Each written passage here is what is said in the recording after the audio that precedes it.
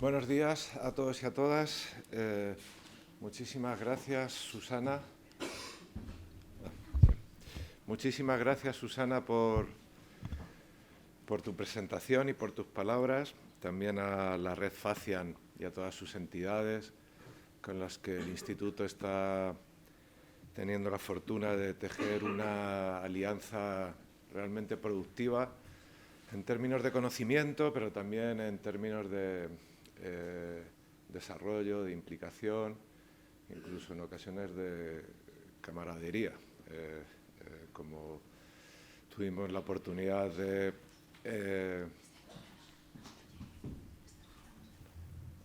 uso este. Como tuvimos la oportunidad de compartir la semana pasada en una jornada de formación que tuvo lugar en el Instituto, en el marco del proyecto. Veo aquí algunos compañeros que estuvieron allí. Bueno, el hecho de que no funcione el micrófono del atril me da pie a hacer lo que quería hacer, que era moverme y parecer una rockstar con el micrófono en la mano. Bueno, muchas gracias a Red Facian por esta colaboración, por esta alianza, que para el Instituto está dando unos frutos que van más allá de la mera cooperación entre entidades. Bueno, yo fui compañero de facultad de Darío muchos años, así que no puedo más que agradecer también este homenaje a una gran persona, un trabajador social incansable y sobre todo a un buen tipo, un buen amigo. Así que es de agradecer este detalle de la red. Y bueno, dicho esto, voy a comenzar con una breve exposición de los resultados del estudio que se difundió el año pasado, en 2021. Es un estudio que tenéis a vuestra disposición en esa dirección web, pero al que podéis acceder con el código QR que podéis encontrar en la carpeta que os han dado al llegar aquí al Círculo de Bellas Artes. En esa página web vais a encontrar con detalle los resultados del estudio, no solo en lo que tiene que ver con salud mental, sino también en lo que tiene que ver con los otros dos monográficos que ha mencionado Susana y que tienen una intención clara y patente, que es la de hacer protagonista la voz de las personas que participaron en el estudio. El informe original es un informe largo, lleno de tablas, lleno de datos, lleno de información, también información de tipo cualitativo, pero considerábamos imprescindible hacer protagonista casi exclusivo al discurso, a las vivencias, a las experiencias de las personas en situación de sinhogarismo a través de la confección, proyecto que está liderando IRIA, de monográficos específicos sobre temas especialmente relevantes detectados en el informe previo. El primero fue salud mental, por eso estamos aquí hoy, pero como muy bien decía Susana, os invito a que echéis un vistazo también al monográfico sobre género, al monográfico sobre relaciones sociales, al monográfico sobre jóvenes, sobre personas jóvenes y al monográfico sobre migraciones, género y migraciones forthcoming, quiero decir, género y migraciones a punto, ¿vale? A punto. Bueno, y después de la cuña publicitaria podemos comenzar. Voy a ser breve, o al menos voy a intentarlo, señalando algunos de los aspectos que más llamaron nuestra atención cuando analizábamos los resultados del estudio. Hemos hecho varias presentaciones de este estudio, por lo tanto, no es necesario que lo contextualice más allá de dos apuntes. Primero, Fue un estudio que combinó técnicas cuantitativas y técnicas cualitativas, una encuesta a través de cuestionario con personas en situación de sinhogarismo, aproximadamente 700, y me gustaría enfatizar el número al que se llegó. Para ver su relevancia solo tenéis que compararlo con los datos de la última encuesta que se publicó hace nada sobre sinhogarismo del Instituto Nacional de Estadística. Y esta encuesta con una muestra de 700 personas se completó con un estudio cualitativo. Utilizamos entrevistas biográficas a un total de 18 personas en situación de sinhogarismo. Insisto en que fueron entrevistas biográficas, lo que quiere decir que no solo se hizo una entrevista, sino que al menos se hicieron 2 entrevistas a cada persona. Se acerca bastante a lo que en metodología solemos llamar historias de vida. Se acerca bastante, no estoy diciendo que sean exactamente historias de vida. Como os decía, estos resultados, los resultados en torno a salud mental han centrado el monográfico. Ahí tenéis la portada, que además ha quedado muy bien. La salud mental era una de nuestras hipótesis fundamentales, iba a ser uno de los ejes sobre los que articular las conclusiones del primer estudio. Era una hipótesis que se confirmó claramente, como veremos a continuación. Los problemas de salud mental definen y caracterizan claramente la vida y la experiencia de las personas en situación de sinhogarismo. Luego veremos algunos datos. Por lo tanto, considero inevitable, y utilizo la palabra de manera reflexiva, considero inevitable que nuestra reflexión en torno a las condiciones de vida de las personas en situación de sinhogarismo incluya desde el inicio una referencia a los problemas de salud mental. Creo que no tengo que ahondar en este punto porque todas las personas que estáis aquí seguramente, espero, estéis de acuerdo en mayor o menor medida, pero de acuerdo con esta afirmación. En el monográfico vais a encontrar expresiones evidentes de esta experiencia del deterioro psicológico en las personas que participaron en el estudio.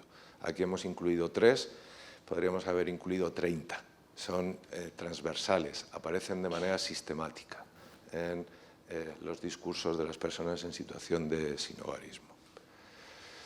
Y si aparecen de manera sistemática es porque, insisto, el deterioro de la salud mental es un eje fundamental para comprender la situación y las condiciones de vida que caracterizan o definen el sinhogarismo.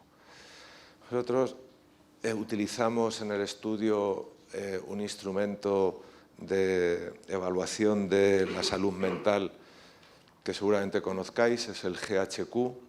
Este es un instrumento que se utiliza para evaluar en investigación, no como herramienta diagnóstica, en investigación, problemas de salud mental de carácter inespecífico y que sirve para identificar posibles casos de deterioro de la salud mental.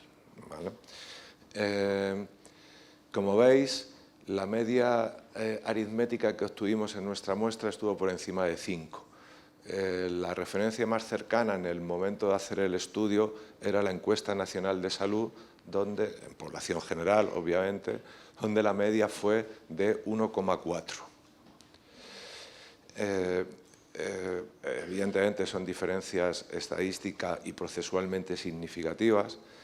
Hay que tener cuidado, la Encuesta Nacional de Salud de referencia es de 2017, prepandemia, pero aún así nos podemos hacer una idea de la distancia que existe en el bienestar psicológico entre la población general y la población en situación de exclusión social.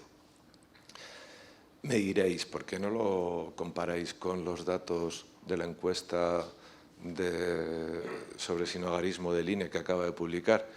Porque el INE, que hace también la encuesta de salud, no ha utilizado el GHQ en la encuesta de salud mental, ha utilizado el PHQ, que mide depresión. Ahora lo veremos. Utilizando este instrumento, evaluamos o estimamos el porcentaje de personas que presentan un posible caso de deterioro psicológico, de mala salud mental. Ahí he puesto enfermedades mentales, eso es poco preciso. El término sería posible caso de deterioro psicológico de la salud mental, ¿de acuerdo? Estamos hablando de un 67% de la muestra. Un 67% de la muestra.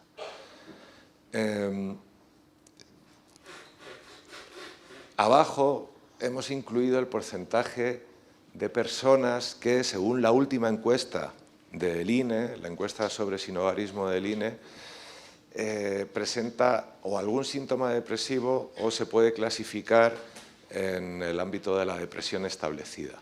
Insisto, esta comparación hay que tomarla con mucha cautela porque GHQ y PHQ miden cosas diferentes.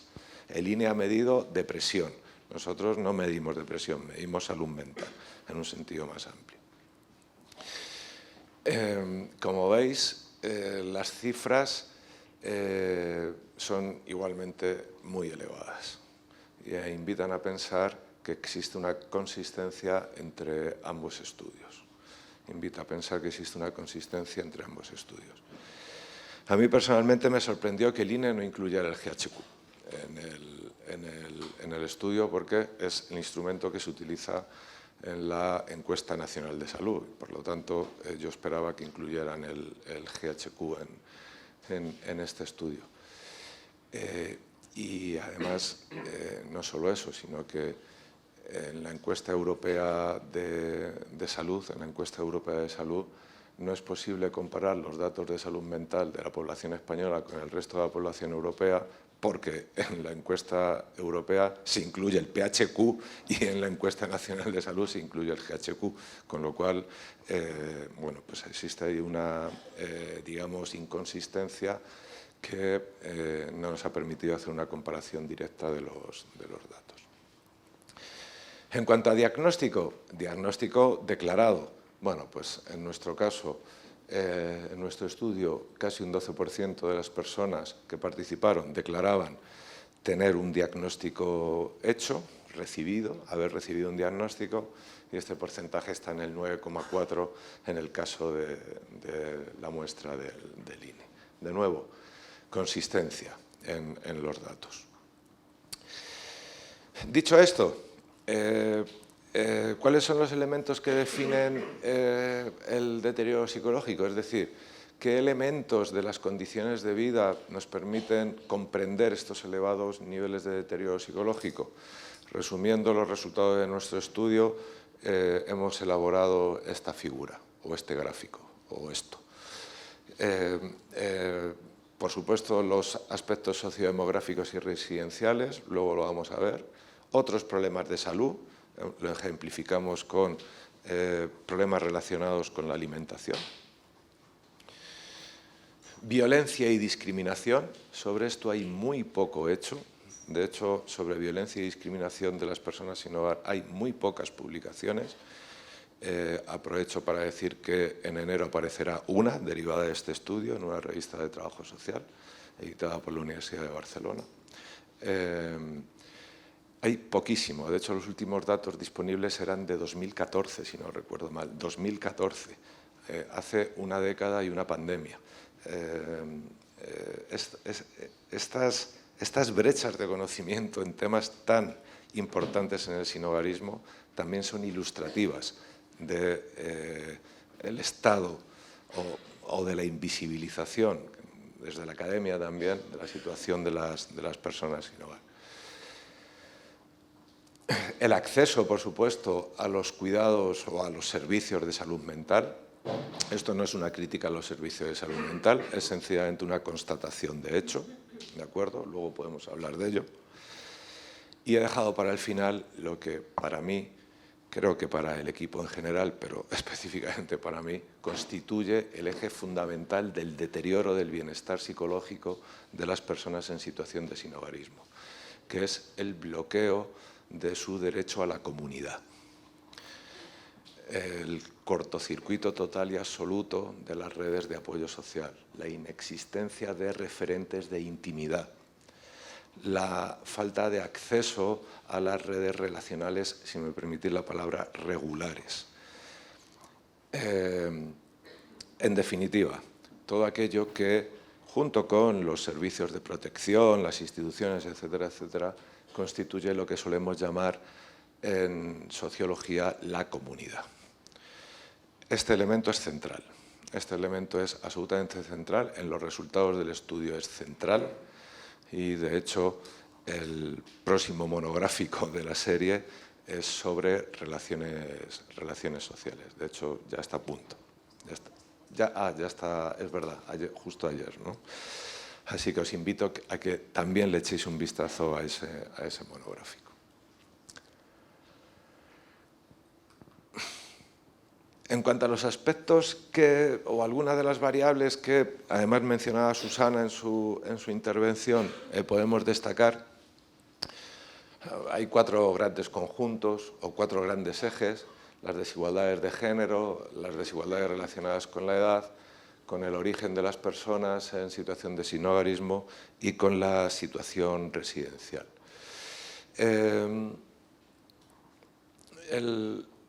Abajo hemos incluido los datos del INE, ¿vale? Para que tengáis ahí una referencia, ¿vale? Como decía Susana, en el caso de las mujeres la probabilidad de deterioro psicológico es mayor.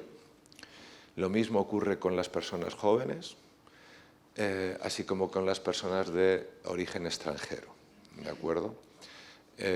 Llama la atención especialmente el alto porcentaje de personas de origen latinoamericano que encajan con o que son identificadas como personas con deterioro psicológico, con problemas de salud mental, un 75%. Esto es llamativo, está también vinculado con el hecho de que son personas jóvenes, ¿vale? Y por lo tanto esas 2 variables se refuerzan mutuamente, ¿vale? A mí me llama especialmente la atención el dato para las personas jóvenes, ¿de acuerdo? Y, por supuesto, lo que tiene que ver con la situación residencial. Lógicamente, la situación residencial era esperable que las personas en situación de sinhogarismo mostraran mayor probabilidad de deterioro con respecto a otras situaciones de exclusión residencial, ¿vale? En el caso de las personas jóvenes, yo no estaba seguro de que iba a ocurrir, la verdad, no tenía una hipótesis clara, pero se confirmó lo que, bueno, venimos observando desde hace aproximadamente 5 o 8 años, y es que uno de los problemas emergentes y centrales en el sinhogarismo es el sinhogarismo entre las personas jóvenes, que además también nos ayuda a entender la fuerte asociación entre el origen y el deterioro psicológico. Como sabéis, un porcentaje muy alto de personas jóvenes en situación de sinhogarismo son de origen extranjero.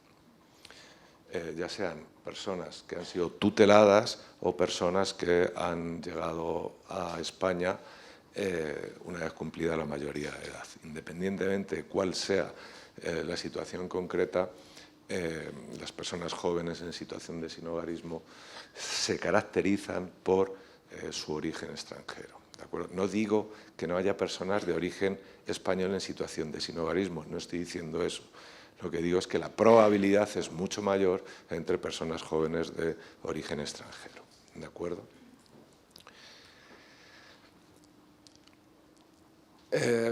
Fijaos, datos que no pueden dejar de llamarnos la atención o de sorprendernos. En nuestros resultados, un 55% de las personas dejaron de comer diariamente o varias veces a la semana. Este dato habla por sí solo, pero yo lo quiero vincular, lógicamente, con los problemas de salud mental. Ahí veis el impacto, lo hemos llamado así, impacto en la salud mental, con respecto a otros elementos de salud en concreto, o relacionados con la salud, en concreto el acceso a la alimentación. Bueno, pues ya veis que los gráficos, ese gráfico es autoexplicativo, ¿de acuerdo? Y no por esperado deja de ser relevante. Estamos hablando de datos de los que no se disponía sencillamente antes de este estudio. Esto, bueno, diréis, claro, ¿qué vas a decir tú? Bueno, no, es absolutamente cierto. Insisto, el dato de violencia y discriminación, el último era de 2014. 2014. Y precisamente las situaciones de discriminación y violencia son las que, otro de los ejes que emerge en nuestro estudio. Fijaos que el 44% afirmaban haber sido víctimas de violencia, haber sido víctimas de algún delito. Yo creo que eso infraestima el porcentaje, pero bueno, podemos suponer que el porcentaje es un poquito mayor, aunque bueno, no puedo realizar una afirmación demasiado contundente al respecto, ¿vale? Pero claramente lo que sí se puede señalar, y eso arroja en los resultados, tanto cuantitativos como lo podréis ver en el monográfico sobre salud mental, es que las situaciones de discriminación están asociadas con un deterioro de la salud mental. Claro, evidentemente. Aquí hay dos cuestiones. Primero, si me permitís la expresión, una naturalización percibida de la violencia y la discriminación, un 44% afirma que... ¿vale? Y segundo, un impacto de estos procesos en el deterioro psicológico de las personas en situación de sinhogarismo. La situación es especialmente grave en el caso de las mujeres, porque en el caso de las mujeres, y de aquí la importancia de una perspectiva interseccional, como mencionaba Susana, esa violencia en muchas ocasiones toma la forma de violencia sexual, de una u otra naturaleza de mayor o menor intensidad. Esto lo podéis ver tanto en el informe de 2021 como en los monográficos, no solo en este, sino también en el dedicado a las desigualdades de género en sinhogarismo. Y como os decía, el ámbito que a mí me parece central, el de la comunidad. Y para ilustrarlo, un ejemplo, lo que tiene que ver con la noción de apoyo social. Cuando hablamos de apoyo social, en el estudio hablamos de una definición precisa de apoyo social, no es una definición inespecífica. En el equipo llevamos más de 20 años trabajando en apoyo social y salud mental, y utilizamos una definición concreta de apoyo social y un instrumento también específico de medición del apoyo social, precisamente el que se utiliza en la encuesta europea de salud, ¿vale? La escala de Oslo, que es una escala sencilla que permite evaluar apoyo social y relaciones sociales de manera precisa y fiable. A partir de esa escala construimos una variable con tres valores. Personas con bajo apoyo social, personas con apoyo social medio y personas con alto apoyo social. Evidentemente, el porcentaje de personas con alto apoyo social era relativamente menor. Cuando digo relativamente menor, quiero decir comparado con los otros valores de la variable. Pero es que además, como podéis ver, el 74% de las personas con niveles bajos de apoyo social presentan un posible caso de deterioro psicológico. 75%.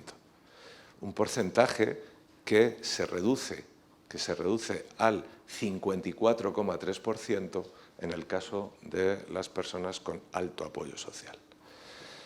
No estamos diciendo que disponer de redes de apoyo social anule el impacto de otras variables relacionadas con el sinhogarismo en la salud mental, pero, utilizando un concepto técnico de la bibliografía, sí amortigua el impacto de las condiciones de vida y resto de variables en el deterioro de la salud mental de las personas sin hogar. Y por lo tanto, constituye a esta variable y a este proceso en uno de los ejes potenciales de la intervención y acompañamiento social más relevantes. Reconstruir la comunidad para las personas, incluidas las personas en situación de sinhogarismo.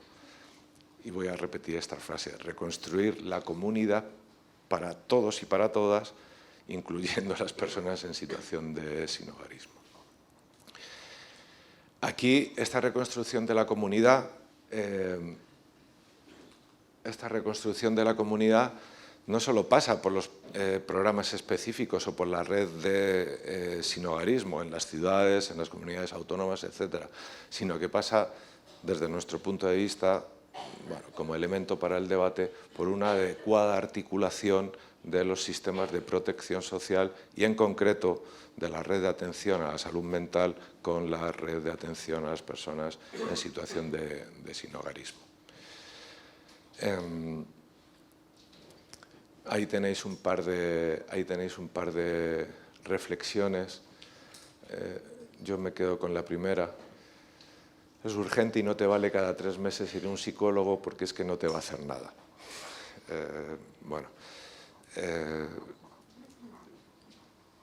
Quiero decir que las propias personas sin hogar son conscientes de las necesidades que experimentan y que, desde luego, una atención en términos tradicionales o clásicos a la salud mental no sirve.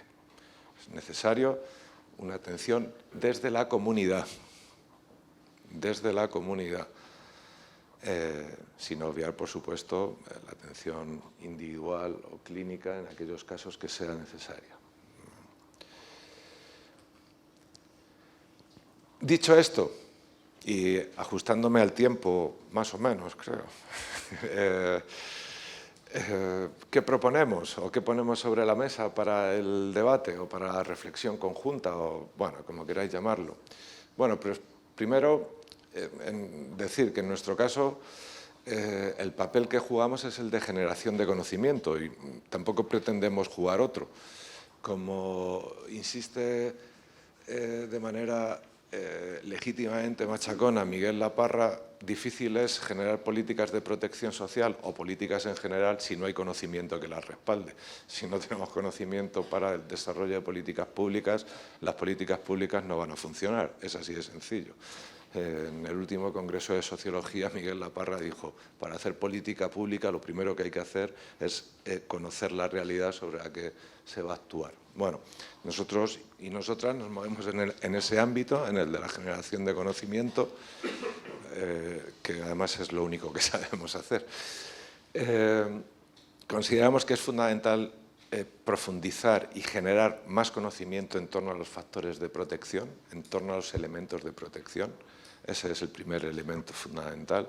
En el estudio aparecen unas cuantas. Aquí hemos señalado 2. A mí me gustaría señalar o destacar la importancia de la comunidad a la hora de potenciar elementos como la resiliencia en sus diversas formas, incluida la espiritualidad, por ejemplo. Ya sabéis que hay una bibliografía creciente en torno al papel de la espiritualidad. No estoy hablando de religiosidad, sino de la espiritualidad. La religiosidad es una forma de espiritualidad en el caso de las personas sin hogar. Tenemos la intuición, a partir de los datos de la investigación, que este es uno de los procesos que podría ayudar a reducir el impacto de los acontecimientos vitales estresantes en el caso de las personas sin hogar. No quiero ser pesado, o sí, no me importa. Apoyo social y relaciones sociales, la comunidad. Necesitamos más información de carácter más preciso, más detallado en torno a los mecanismos concretos que hacen que las relaciones sociales amortigüen el impacto de las condiciones de vida en la salud mental y en la salud en general de las personas en situación de sinhogarismo. No podemos suponer que los procesos son los mismos que para la población general. Seguramente hay especificidades derivadas de la situación de sinhogarismo y de la participación de diversos ejes de desigualdad en las situaciones de exclusión social. Estoy hablando de interseccionalidad. Por supuesto, vincular o adoptar una perspectiva desde el enfoque de derechos sociales y humanos y profundizar en el análisis de los problemas de salud mental en determinados grupos, y ahí señalamos algunos.